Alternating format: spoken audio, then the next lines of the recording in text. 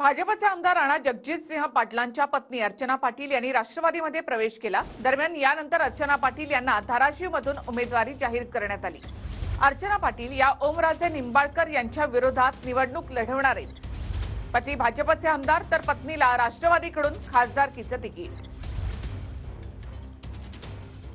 उमेदवारी जाहीर झालेली आहे। तुमचे आणि अजित पवारांचे पारिवारिक संबंध आहेत आणि अनेक चर्चा झाल्यात आणि त्यानंतर महायुतीच्या सर्व नेत्याचे देश पातळीवरील आणि आमच्या उस्मानाबाद मतदारसंघातील सर्व नेत्यांचे मी मनापासून आभार मानते की त्यांनी मला महायुतीची उमेदवारी दिली आणि मोदी साहेब निवडून 101% येणार आहे। त्यामुळे मोदी साहेबांचे देशाला जगाच्या तिसऱ्या अर्थव्यवस्थेला नेणार आहे, त्याच्यामध्ये माझा धाराशिव मागे राहू नये याच्यासाठी सर्व नारी शक्ती आणि आमचे पन्ना प्रमुख, बूथ प्रमुख, सुपर वॉरियर्स सगळ्या मतदारसंघातले सगळे मला 101% निवडून देतील। आई तुळजाभवानीच्या मतदारसंघात महिला निवडून ओमराजे निंबाळकरांचं कडवं आव्हान मी कोणाला फाडासाठी निवडून येत नाही, मी जिंकण्यासाठी निवडते। मला समोर कोण याच्याशी घेणं देणं नाही। जनसंपर्क खालती स्ट्रॉंग आहे अशा आमचा पण जनसंपर्क आहे, आमचा पण ही झुंज कडवी मानायची का नाही, माझ्यासाठी नाहीये।